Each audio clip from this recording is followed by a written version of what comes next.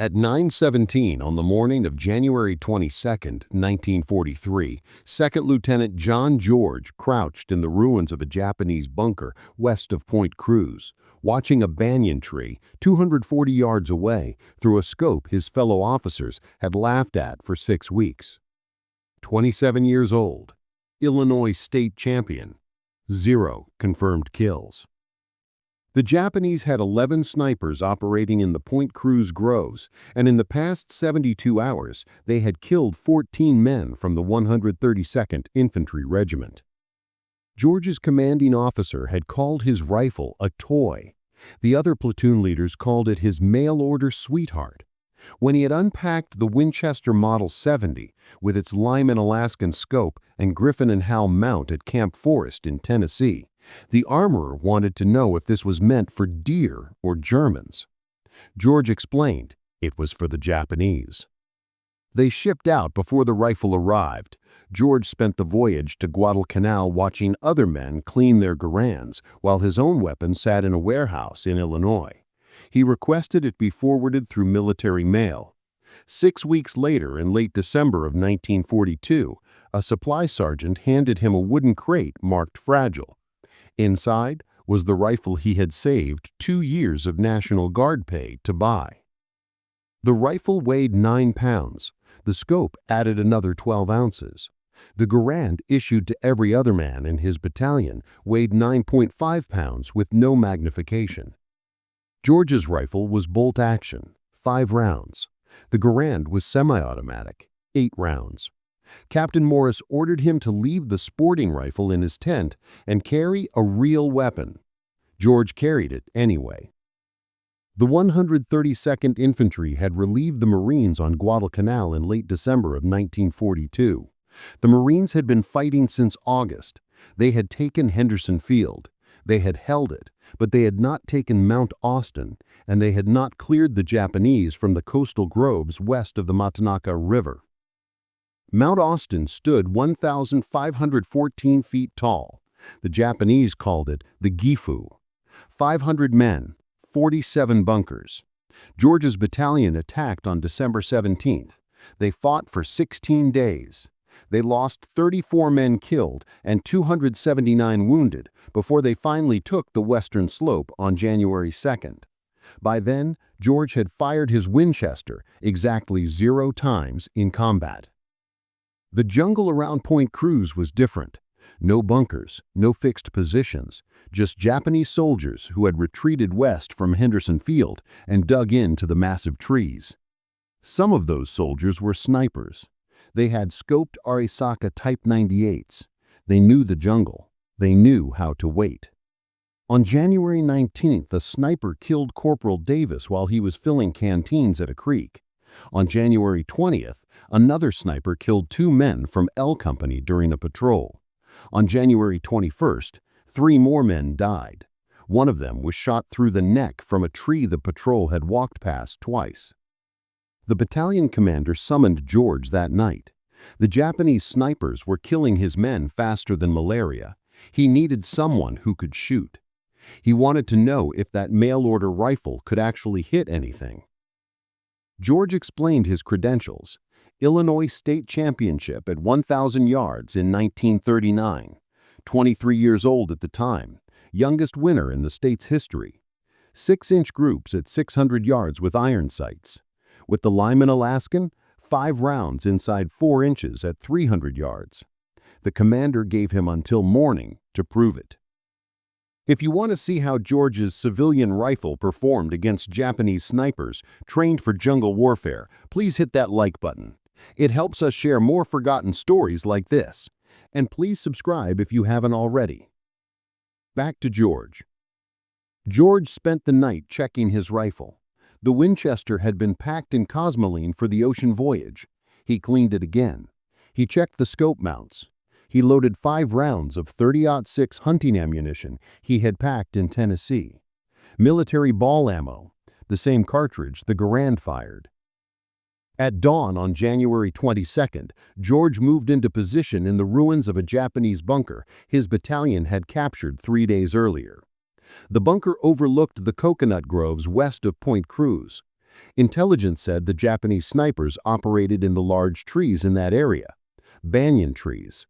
Some of them reached 80 feet tall, with trunks 8 feet thick. A sniper could climb one of those trees before dawn and sit there all day without being seen. George had brought no spotter, no radio man, just his rifle and a canteen and 60 rounds of ammunition in stripper clips. He settled into the bunker and began to watch the trees through his scope. The jungle breathed around him, steam rising from the wet earth, insects humming under the canopy, the distant sound of artillery echoing like a heartbeat. The Lyman Alaskan had 2.5 power magnification. Not much, but enough to see movement in the branches that the naked eye would miss. The jungle was never silent. Birds, insects, the distant sound of artillery. George had learned to filter out the noise and focus on movement. He glassed the tree slowly, left to right, top to bottom. At 9:17, he saw it. A branch moved. No wind. Just a small shift 87 feet up in a banyan tree, 240 yards away. George watched. The branch moved again. Then he saw the shape. A man, dark clothing, positioned in a fork where 3 branches met. The Japanese sniper was facing east, watching the trail where George's battalion had been moving supplies. George adjusted his scope 2 clicks right for wind. He controlled his breathing. The Winchester's trigger was glass smooth, 3.5 pounds. He had spent hours adjusting it at Camp Perry before the war. Now he would find out if a civilian target rifle could kill a man trained to kill him first. George squeezed the trigger. The Winchester kicked into his shoulder. The sound cracked through the jungle. 240 yards away, the Japanese sniper jerked and fell. He dropped through the branches. His body tumbled 90 feet and hit the ground near the base of the banyan tree. George worked the bolt. The empty cartridge ejected. He chambered another round. He kept his scope on the tree, waited for movement. Nothing. The sniper's partner would be close. Japanese snipers worked in pairs, 1 shooter, 1 spotter. If George had just killed the shooter, the spotter was somewhere in that tree or in the trees nearby. George scanned the surrounding banyans. The scope's 2.5 power magnification forced him to search slowly. Each tree could hide multiple men. The jungle canopy created shadows that made shapes impossible to distinguish without careful observation. At 9:43, he found the second sniper. Different tree, 60 yards north of the first. This one was lower, maybe 50 feet up. The Japanese soldier was moving down the trunk, retreating. He had heard the shot and knew his position was compromised. George aimed, led the movement, fired. The second sniper fell backwards off the tree. His rifle clattered through the branches ahead of him. Both hit the jungle floor within seconds of each other. 2 shots, 2 kills. George realized something veterans rarely admit out loud. Every duel changes you. Not instantly, slowly, quietly, like water shaping stone. George reloaded his Winchester from a stripper clip. His hands were steady. His breathing was controlled. This was no different than shooting at Camp Perry, except the targets shot back. At 11:21, a Japanese bullet struck the sandbag 6 inches from George's head. The impact sprayed dirt into his face. He rolled left and pressed himself against the bunker wall. The shot had come from the southwest, different direction than the first 2 snipers. George waited 3 minutes before moving. He inched back to his firing position and glassed the trees to the southwest. The shooter would have moved after taking the shot. That was basic sniper doctrine: shoot and relocate. But in a jungle this dense, relocation options were limited. George found him at 11:38, 3rd tree from the left in a cluster of 5 banyans, 73 feet up. The Japanese sniper had repositioned to a different branch, but remained in the same tree. A mistake. George put the crosshairs on the dark shape and fired. The third sniper fell without making a sound. By noon, George had killed 5 Japanese snipers. Word spread through the battalion. Men who had mocked his mail-order rifle now asked if they could watch him work. George refused. Spectators drew attention. Attention drew fire. The Japanese snipers adapted after the 5th kill. They stopped moving during daylight. George spent the afternoon glassing trees and seeing nothing. At 1600 hours, George returned to battalion headquarters. Captain Morris was waiting. The mockery was gone from his voice. He wanted George back in position at dawn. January 23rd began with rain. Heavy tropical rain that turned the jungle floor into mud and made the trees invisible beyond 100 yards. George sat in the bunker and waited for the weather to clear. The rain stopped at 8:15. By 8:45, enough visibility had returned for work. George spotted the first sniper of the day at 9:12. The Japanese soldier had climbed into position during the rain. Smart. The sound of rain masked movement. This sniper had chosen a tree 290 yards out, longer range than yesterday. Also smart. They were learning his capabilities. George compensated for distance and fired. The sniper fell. The 6th kill brought a response George had not anticipated. At 9:57, Japanese mortars began hitting the area around his bunker. They had triangulated his position based on muzzle flash or sound. The first rounds landed 40 yards short. The second salvo landed 20 yards short. The third salvo would hit the bunker. George grabbed his rifle and ran. He sprinted north along the tree line and dove into a shell crater. As the third salvo hit, the bunker he had occupied moments before disappeared in explosions and flying debris. He relocated to a different position, a fallen tree 120 yards north of the destroyed bunker. The tree provided cover and a clear view of the groves. George settled in and resumed his watch. The Japanese sent more snipers that afternoon. They knew George was hunting them. They were now hunting him back. The dynamic had changed. This was no longer target shooting. This was a duel. At 14:23, George killed his 7th sniper. At 15:41, he killed his 8th. This one had climbed high, 94 feet up a banyan tree.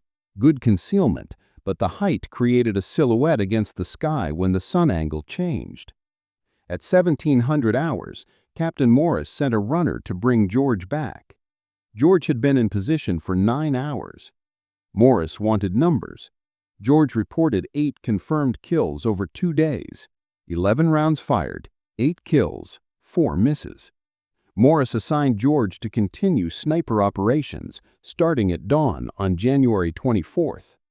That night, George cleaned his Winchester and considered the mathematics. 11 Japanese snipers operating in the Point Cruz groves. 8 now dead, 3 remaining. Those 3 would be the best, the ones who had survived the longest. And now they knew exactly what George looked like and exactly what rifle he carried. George loaded his Winchester with 5 fresh rounds and tried to sleep. At 3 a.m., he gave up and sat in his tent with the rifle across his lap. The rain started again at 4:15. By 5:30, it was heavy enough that dawn operations would be delayed. George used the time to move to a new position. Not the bunker, not the fallen tree. Somewhere the Japanese would not expect. He chose a spot 70 yards south of his previous position. A cluster of large rocks the Marines had used as a machine gun nest back in December. The position offered good cover and overlapping fields of fire into the groves. He settled in and waited for the rain to stop. At 07:43, the rain slowed to a drizzle. Visibility improved. George began glassing trees. At 08:17 on January 24th, he found sniper number 9. The Japanese soldier was positioned in a palm tree 190 yards out. Low, only 40 feet up. Unusual. Most snipers climbed high for better sight lines. This one had chosen concealment over elevation. The palm fronds created a natural hide that would be invisible from ground level. But George was not at ground level. He was elevated on the rocks. The angle gave him a view down into the fronds. He could see the dark shape of the sniper's shoulders and head. George aimed, controlled his breathing, began to squeeze the trigger. Then he stopped. Something was wrong. The position was too obvious, too easy. George had been hunting snipers for 3 days. He had killed 8 men. The remaining 3 would not make elementary mistakes. They would not position themselves where an elevated shooter could spot them unless it was bait. George lowered his rifle and scanned the surrounding trees. If the sniper in the palm was bait, the real shooter would be positioned to cover him, watching for anyone who took the shot, waiting for muzzle flash, ready to return fire. George glassed the trees methodically, left to right, top to bottom. He checked every tree within 300 yards of the palm. It took 11 minutes. At 0828, he found the real threat. A banyan tree 80 yards northwest of the palm, 91 feet up. The Japanese sniper was positioned in a perfect hide. Branches and vines concealed him from 3 sides. He had a clear line of sight to George's previous position at the fallen tree. He was waiting for George to appear there or to take a shot at the bait in the palm tree. George had 2 problems. First, the real sniper was watching the wrong location. If George fired at him, the sound would reveal George's actual position. The sniper would relocate before George could work the bolt and chamber another round. Second, if George did nothing, the sniper would eventually realize George was not at the fallen tree and begin searching for him. George decided to use the bait against them. He aimed at the decoy sniper in the palm tree, adjusted for wind, fired. The decoy sniper jerked and fell from the palm. George immediately swung his rifle toward the banyan tree 91 feet up. The real sniper would react to the shot. He would turn toward the sound. That turn would create movement. George saw it. A slight shift. The sniper was repositioning to face George's location. George put the crosshairs on the dark shape and fired before the sniper could fully turn. The real sniper fell. His rifle tumbled after him. 2 shots, 2 kills. But George had revealed his position to anyone else watching. He grabbed his rifle and ammunition and ran. He moved east along the rock line and dropped into a drainage ditch 40 yards away. He pressed himself into the mud and waited. At 0334, Japanese machine gun fire raked the rocks where he had been positioned 6 seconds earlier. The bullets kicked up dust and stone fragments. The fire lasted 17 seconds. When it stopped, George counted to 60 before moving. He relocated again, this time to a position 100 yards east, a shell crater partially filled with rainwater. George settled into the crater with water up to his chest. He rested the Winchester on the crater rim and resumed glassing trees. 10 confirmed kills, 1 remaining. The 11th sniper would be the best, the smartest, the most experienced. He had watched 10 of his comrades die over 3 days. He knew George's tactics. He knew George's rifle. He knew George's approximate location. And somewhere in those trees, he was watching, waiting, planning. George scanned the jungle through his scope. The Lyman Alaskan magnification made distant shapes visible, but not identifiable. Every dark spot could be a branch or a man. George had to study each one carefully.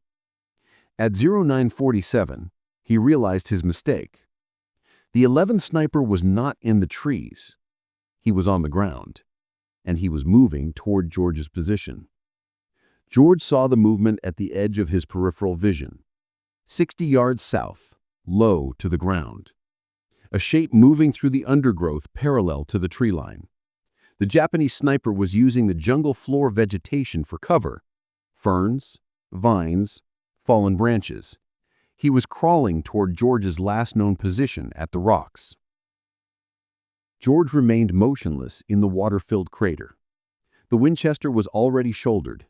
His breathing was controlled, but the angle was wrong. The crater rim blocked his view of the approaching sniper. George would have to rise up to get a clear shot. Rising up would expose him. The Japanese sniper stopped moving at 0952. He had reached a position 40 yards from the rocks. George watched through the scope. The sniper was studying the rocks, searching for movement, for any sign of his target. George waited. Patience was the primary skill of sniper work. The ability to remain still, to let time pass, to wait for the right moment, rather than force a bad shot. At 0958, the Japanese sniper began moving again. He crawled forward, 35 yards from the rocks, 30 yards, 25 yards.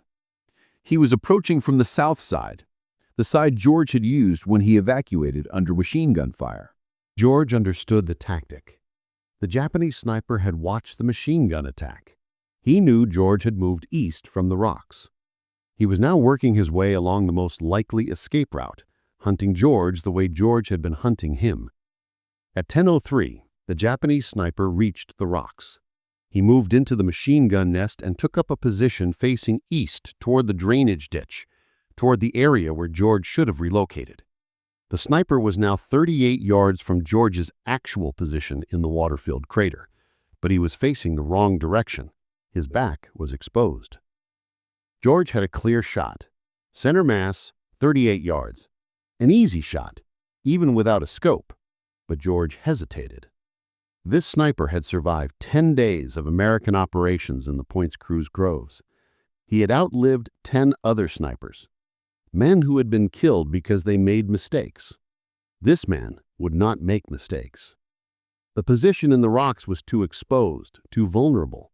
No experienced sniper would remain there for more than a few seconds.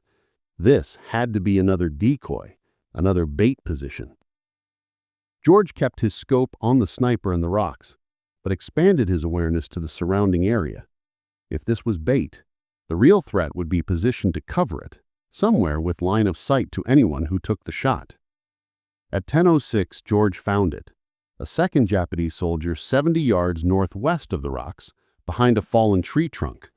This soldier was not moving, not repositioning, just watching, waiting.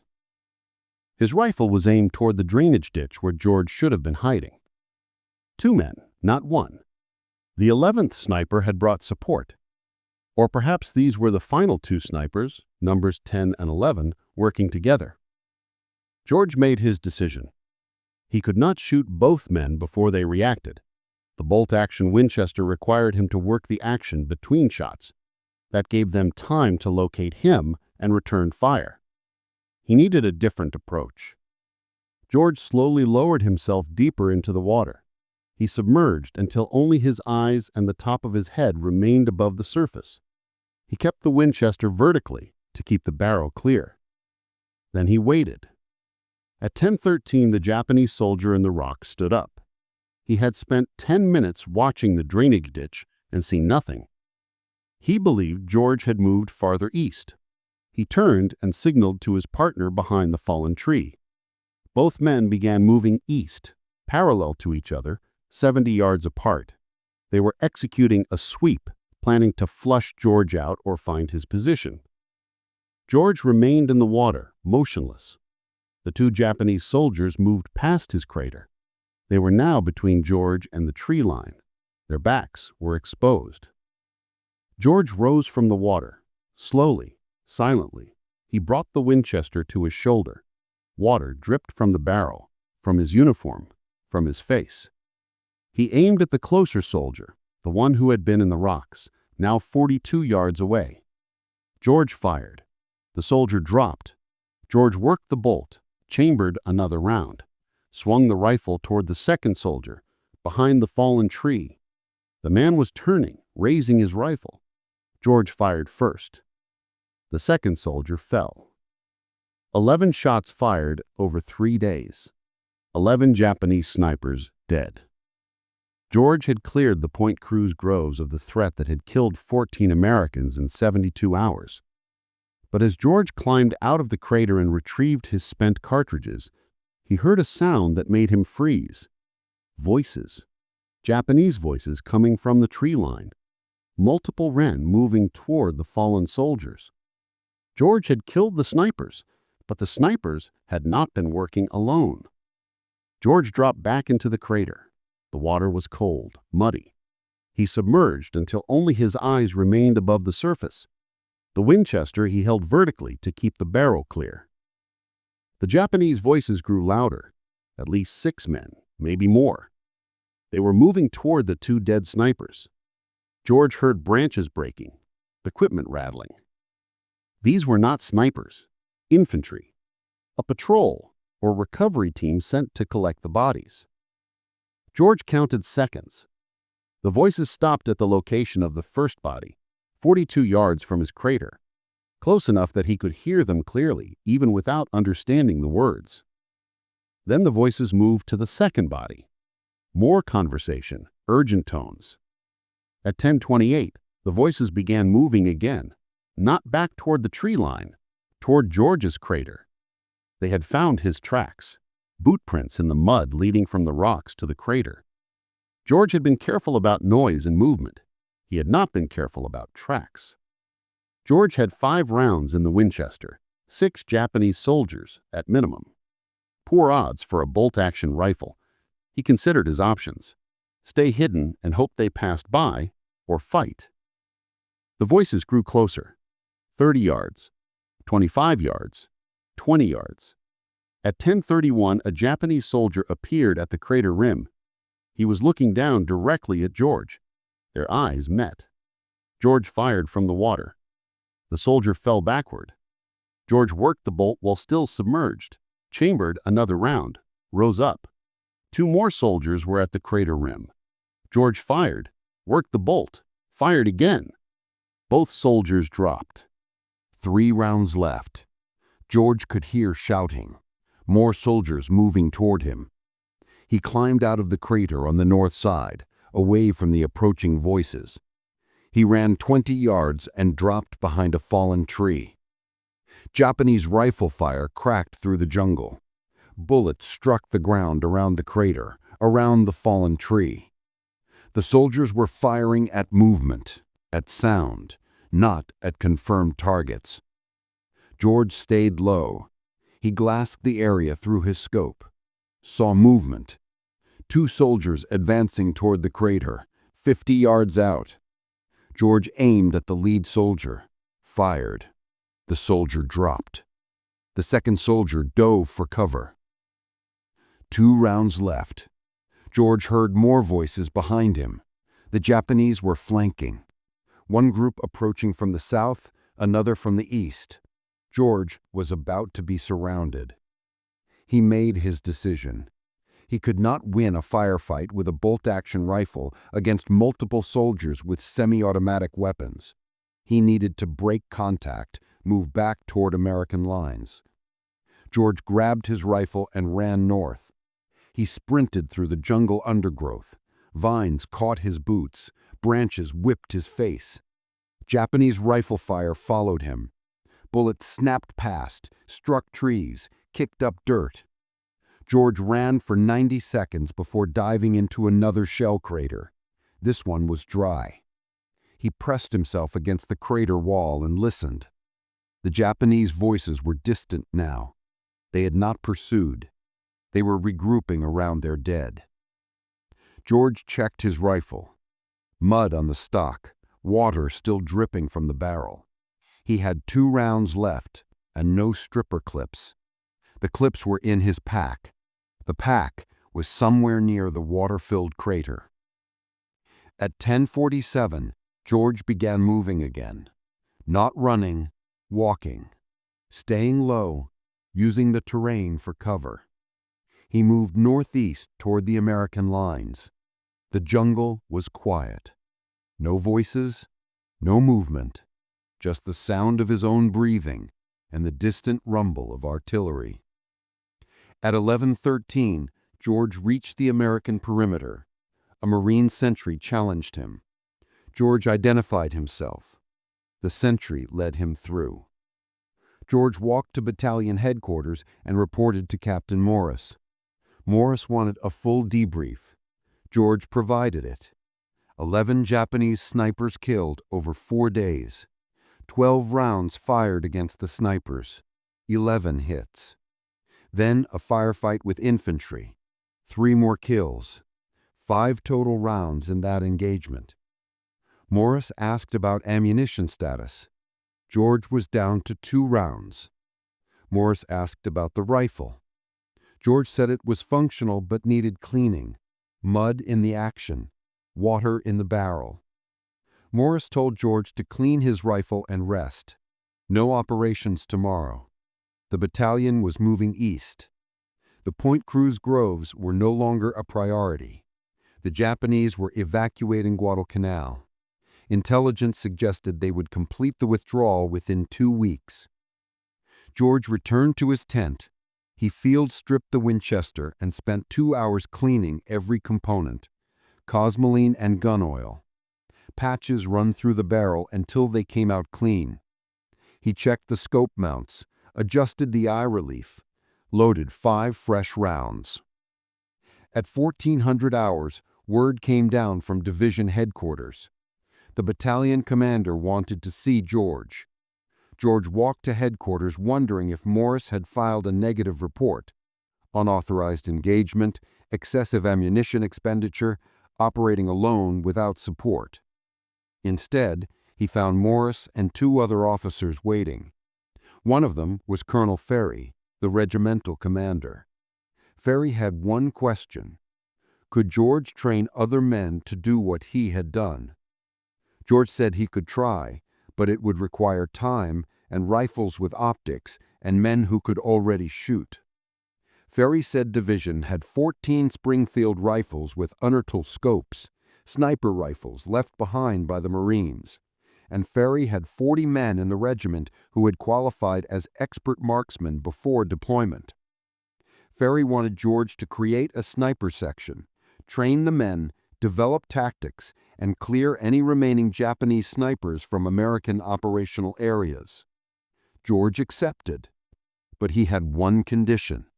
He wanted to keep his Winchester. Ferry approved the request. George kept his Winchester Model 70. The 14 Springfield rifles with unertl scopes went to the men George would train. Training began on January 27th.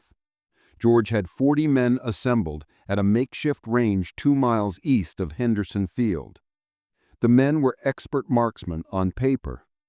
They had qualified with iron sights at ranges up to 500 yards, but none of them had combat experience as snipers. None of them had killed a man from concealment. George started with the fundamentals: breathing control, trigger squeeze, reading wind. The Springfield rifles weighed 11 pounds with the unertl scopes, heavier than the Garand, heavier than George's Winchester. The weight made the rifle stable, but tiring to hold for extended periods of time. George taught them to use any available support: rocks, logs, sandbags. The jungle rarely offered perfect shooting positions. Snipers had to adapt to terrain and create stable platforms from whatever materials were available. Range training lasted 3 days. George had the men shoot at stationary targets from 100 to 400 yards, then moving targets, then targets partially concealed by vegetation. By January 30th, 32 of the 40 men could consistently hit man-sized targets at 300 yards under field conditions. George divided them into 16 two-man teams, shooter and spotter. The spotter carried binoculars and a Garand. His job was to locate targets and provide security while the shooter engaged. After each kill, the roles could switch.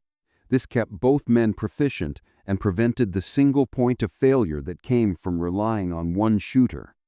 On February 1st, George took 4 teams into the field. Their mission was to clear Japanese positions west of the Guadalcanal River. Intelligence indicated small groups of Japanese soldiers were still operating in that area. Not snipers, just infantry, stragglers who had not yet evacuated. The 4 teams moved into position at dawn. George paired with a spotter named Corporal Hayes. They set up on high ground overlooking a trail the Japanese had been using for resupply. At 07:20, a Japanese soldier appeared on the trail. Hayes confirmed the target through binoculars. George fired. The soldier dropped. George worked the bolt and scanned for additional targets. None appeared. Over the next 6 hours, George's team engaged 7 more Japanese soldiers on that trail. 7 shots, 6 kills, 1 miss due to wind. The other 3 teams reported similar results. 23 Japanese soldiers killed that day, 0 American casualties. The sniper section continued operations through early February. By February 9th, the section had killed 74 Japanese soldiers. The number was conservative, only counted confirmed kills where the body could be observed. The Japanese evacuation accelerated during this period. Destroyers arrived at night to pick up troops from Cape Esperance on the western tip of Guadalcanal. American forces pushed west to interdict the evacuation, but the Japanese fought effective rearguard actions. George's sniper section was tasked with eliminating Japanese soldiers covering the retreat routes. On February 7th, George was operating near the Tanambogo River when a Japanese rifleman shot him. The bullet struck George in the left shoulder. The impact spun him around and knocked him down. Hayes dragged George to cover and called for a corpsman. The wound was serious but not fatal. The bullet had passed through muscle without hitting bone or major blood vessels. George was evacuated to a field hospital near Henderson Field. Doctors cleaned the wound and sutured it closed. They told George he would recover, but needed rest. No combat operations for at least 3 weeks. George spent 2 weeks at the field hospital. During that time, the Japanese completed their evacuation of Guadalcanal. On February 9th, American forces reached Cape Esperance and found it empty. The campaign was over. George's sniper section had operated for 12 days. 74 confirmed kills, 0 friendly casualties during sniper operations. The section was officially recognized by division headquarters. Colonel Ferry recommended George for a Bronze Star. But George's war was not finished. While he recovered at the field hospital, orders came down from Pacific Command. The Army needed experienced combat officers for a new mission, something in Burma, something classified. George volunteered. By March, George was on a transport ship heading west across the Pacific. His Winchester Model 70 was packed in a waterproof case in the cargo hold. The Lyman Alaskan scope was wrapped in oilcloth. George did not know the details of the Burma mission. He only knew it involved jungle warfare, long-range patrols, operations without supply lines, the kind of mission where a man with a rifle that could hit targets at 600 yards might prove useful. The transport reached India on April 3rd. George and 200 other officers were briefed on their assignment. They would join a new unit. 3,000 men total. The unit had no official designation yet. The men called themselves something else. They called themselves Merrill'sMarauders. The 5307th Composite Unit was officially designated on May 28, 1943, but the men had been training since April. Long-range penetration tactics, jungle survival, operations without supply lines. The unit was modeled after British Brigadier Ord Wingate's Chindits, small mobile forces that could operate deep behind enemy lines for extended periods. George was assigned to the 2nd Battalion. His role was not officially listed as sniper. The Army did not have formal sniper positions in its table of organization. George was designated as a rifle platoon leader, but Colonel Ferry's recommendation had followed him from Guadalcanal. Battalion command knew what George could do with a rifle. Training took place in central India. The terrain was different from Guadalcanal, but the principles remained the same. Heat, humidity, dense vegetation, limited visibility. The Burma jungle would be worse. Steeper terrain, heavier rainfall, and an enemy that knew the ground better than any American force. George modified his equipment for the Burma mission. The Winchester Model 70 had performed well on Guadalcanal, but that had been short-range operations with regular supply. Burma would involve patrols lasting weeks, hundreds of miles through jungle. Every ounce of weight mattered. George removed the Lyman Alaskan scope and replaced it with a lighter Weaver 330C. The Weaver had the same 2.5 power magnification, but weighed 8 ounces less. He also replaced the wooden stock with a lighter synthetic version. The modifications reduced the rifle's weight from 9 pounds 12 ounces to 8 pounds 14 ounces. Not much, but over a 2-week patrol carrying 60 pounds of equipment, every ounce mattered. The Marauders entered Burma in February of 1944. Their mission was to advance through northern Burma and capture the Michtina airfield. The airfield was critical for Allied supply routes into China. Japanese forces controlled the area with approximately 4,000 troops. The Marauders would approach overland through terrain the Japanese considered impassable for large forces. Mountains, rivers, dense jungle, no roads, limited trails. The force would carry all supplies on their backs or with pack mules. No motorized transport, no artillery support. Just rifles and mortars and the ability to move fast through impossible terrain. George's battalion began the march on February 24th. The first week covered 83 miles through mountainous jungle. Men collapsed from exhaustion. Malaria cases increased daily. The pack mules struggled with the terrain. Several had to be shot when they broke legs on steep descents. By March, the battalion had covered 217 miles. They had engaged Japanese forces 12 times. Small skirmishes, ambushes, quick firefights followed by rapid withdrawal. The Marauders were not meant to hold ground. They were meant to move, to harass, to cut supply lines and create chaos behind Japanese positions. George used his Winchester 3 times during the march. Once at 412 yards against a Japanese officer directing troops at a river crossing. Once at 380 yards against a machine gun position. Once at 290 yards against a sniper who had pinned down a Marauder patrol. 3 shots, 3 kills. George never fired more than once per engagement. The Winchester's report was distinctive, different from the Garand's sharp crack. 1 shot announced his presence. A second shot would give the Japanese time to locate him. George learned to shoot and move immediately. The march to Mythina took 3 months. By late May, the Marauders had covered over 700 miles. They had lost more men to disease than combat. Malaria, dysentery, typhus. The unit that entered Burma with 3,000 men was down to fewer than 1,200 effectives. On May 17th, the Marauders captured Mythina airfield. The operation was a success, but the cost had been severe. The unit was combat ineffective. Too many casualties, too many sick, too much time in the jungle without rest or proper medical care. George survived the Burma campaign. His Winchester survived, but the Winchester that had proven so effective on Guadalcanal had been used only 7 times in 3 months of operations. The Marauders rarely engaged in the kind of long-range precision shooting that required a scoped rifle.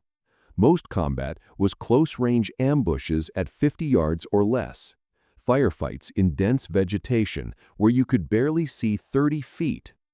George realized something during those 3 months in Burma. The Winchester Model 70 was an excellent rifle, perhaps the best bolt-action sporting rifle ever made. But modern warfare was changing.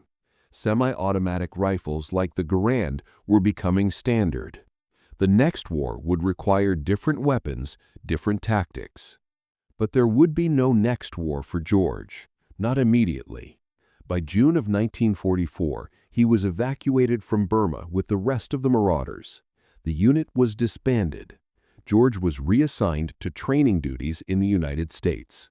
He taught the lessons he had learned on Guadalcanal and in Burma: how to move through jungle terrain, how to identify and engage targets at distance, how to operate independently without supply lines. He kept his Winchester Model 70. The rifle had traveled from Illinois to Tennessee to Guadalcanal to India to Burma to Georgia. It had killed at least 14 enemy soldiers in confirmed engagements, probably more. George had stopped counting after Burma. The rifle sat in a footlocker in his quarters at Fort Benning. George rarely looked at it. The war had changed. The islands were being retaken one by one. American forces were advancing through France and into Germany. The need for individual marksmen with privately owned rifles was fading. The military was standardizing. Mass production, interchangeable parts, soldiers with identical equipment and identical training. George understood the necessity. Modern warfare required industrial scale, but something was being lost. The individual skill, the craftsman approach to soldiering, the idea that a man with the right rifle and the right training could change the outcome of a battle. George was discharged from the Army in January of 1947. Lieutenant Colonel, 2 Bronze Stars, 1 Purple Heart, Combat Infantry Badge. He returned to Illinois and enrolled at the University of Illinois on the GI Bill. He studied political science, graduated with highest honors in 1950. After graduation, George spent 4 years working in international development, then 4 years in East Africa studying regional politics and institutions. He eventually settled in Washington, D.C. as executive director of the Institute of African American Relations. Later, he joined the State Department's Foreign Affairs Institute as a consultant and lecturer on African affairs. George never spoke publicly about Guadalcanal or Burma during those years. He had colleagues who knew he had served in the Pacific, but they did not know about Point Cruz. They did not know about the Japanese snipers. They did not know about the Winchester Model 70 that sat in a case in his home. In 1947, George decided to write down what had happened, not for publication, just for his own record. He wanted to document the weapons and tactics of jungle warfare while the details were still fresh. He wrote for 6 months. The manuscript grew to over 400 pages.